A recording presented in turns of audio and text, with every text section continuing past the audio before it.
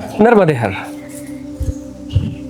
स्कंद पुराण के महत्वपूर्ण खंडों में एक खंड आता है जिसे माहेश्वर खंड कहते हैं। माहेश्वर खंड में केदार खंड के बहुत सारे अध्याय हैं। उन अध्यायों में केदार भूमि के न जाने कितने अनन्य तीर्थों के बारे में स्कंद पुराण बात करता है।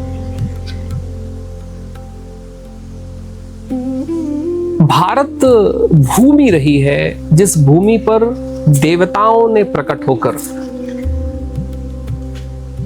यक्षों ने प्रकट होकर, देवियों ने प्रकट होकर, जहां पर अनेक जीवों ने प्रकट होकर कहीं परमात्मा के साथ संवाद किया था, तपस्या की थी। तपस्या के उनको फल मिले थे और फल मिलने के कारण कहीं भारत की भूमि पर तीर्थों का उदय हुआ था। तीर्थ वो हैं जहां पर किसी व्यक्ति, देव तत्व, देवी तत्व, यक्ष, अप्सराएं या भूमि पर जितने अन्य प्रकार के भी जीव जंतु हो सकते हैं, जब उन्होंने तपस्या की और परमात्मा से कहीं कुछ मांगा, परमात्मा से अपने तपस्या का फल मांगा, और जब परमात्मा वहां प्रकट हुए तो उनके प्रकट होने के कारण वहां पर तीर्थ भी प्रकट हुए। स्कंद पुराण के माहेश्वर खंड में जो केदार खंड है, केदार खंड केवल बाबा केदार की भूमि तो है ही, लेकिन केदार खंड स्कंद पुराण के मुताबिक वो जगह है जहां 725 से ज्यादा तीर्थों की बात कहीं स्कंद पुराण करता है। अगर हम आज उत्तराखंड की यात्रा पर जाते हैं, या जैसे अनेक लोग जाते हैं, तो मुझे लगता है कि 25-30 तीर्थों के अलावा संभवतः बाकी तीर्थों के बारे में हमें कोई जानकारी नहीं है। हम बाबा केदार के भी जो पंच केदार, उनमें शायद 1-2 केदार जा पाते हैं। हम श्री बद्री विशाल की यात्रा तो करते हैं, लेकिन बद्री विशाल में मौजूद 40 अन्य तीर्थों को नहीं जानते हैं। अगर हम बाबा केदार की भी यात्रा करते हैं तो उनकी यात्रा में आने वाले जो 12-15 और तीर्थ हैं उनके बारे में हम नहीं जानते हैं। असल में भारत का शास्त्र भारत का ज्ञान रहा है। भारत का शास्त्र भारत की ज्ञान विद्या रही है, जो हमें उन स्थानों तक भेजते रही है जिन स्थानों पर अलग अलग देव तत्वों के साथ कहीं अलग अलग योनियों के लोगों ने तपस्या के फल को पाया था।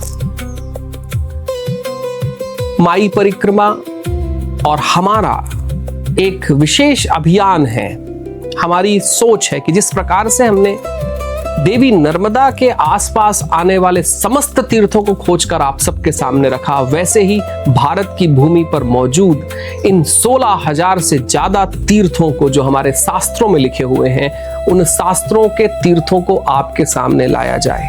कहीं एक एक तीर्थ तक आप पहुंच पाएं, उनकी कहानियों को, उनकी स्मृतियों को, उनके कथानक को आप जान पाएं। कहीं भारत वापस वो भूमि हो सके जहां हर एक व्यक्ति कह सके कि अगर हमने पुराणों का अध्ययन नहीं किया तो भी हमने कहीं पुराणों में मौजूद तीर्थों का कहीं सेवन किया है। अक्सर एक बात कही जाती रही है, इस देश में अक्सर लोग कहते रहे हैं कि क्या जो शास्त्रों में लिखा हुआ है कहीं वो सत्य के ऊपर कहीं आज भी मौजूद है। और मैं हमेशा कहता रहा हूं कि अगर भारत के शास्त्रों को पढ़ा गया तो भारत के इतिहास को हमको आर्कियोलॉजी में खोजना नहीं पड़ेगा, क्योंकि सनातन संस्कृति एक जीवित संस्कृति है। जिस जीवित संस्कृति में जो शास्त्रों में लिखा हुआ है वो तीर्थ कहीं आज भी भारत की भूमि पर मौजूद है। यही सनातन की परिभाषा है। सनातन वो है जो युगों से चल रहा है और युगों तक चलता रहेगा, और उसके प्रमाण कहीं भारत की भूमि पर आज मौजूद है।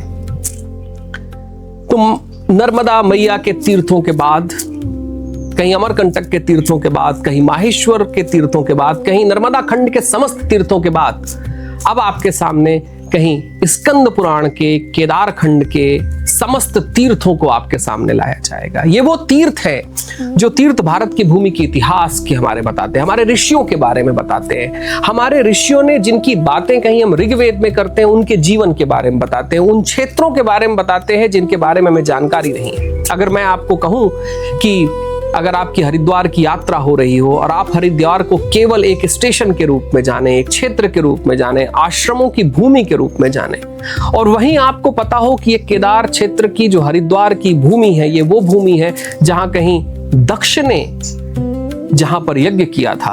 अगर मैं आपको कहूं ये वो भूमि है जिस भूमि पर कहीं कश्यप ऋषि आए थे, जहां पर वो अपनी 13 पत्नियों के साथ वहां तपस्या के लिए आए थे, तो हो सकता है हरिद्वार को देखने का आपका ढंग बदल जाए, हरिद्वार के प्रति आपकी मान्यताएं बदल जाए।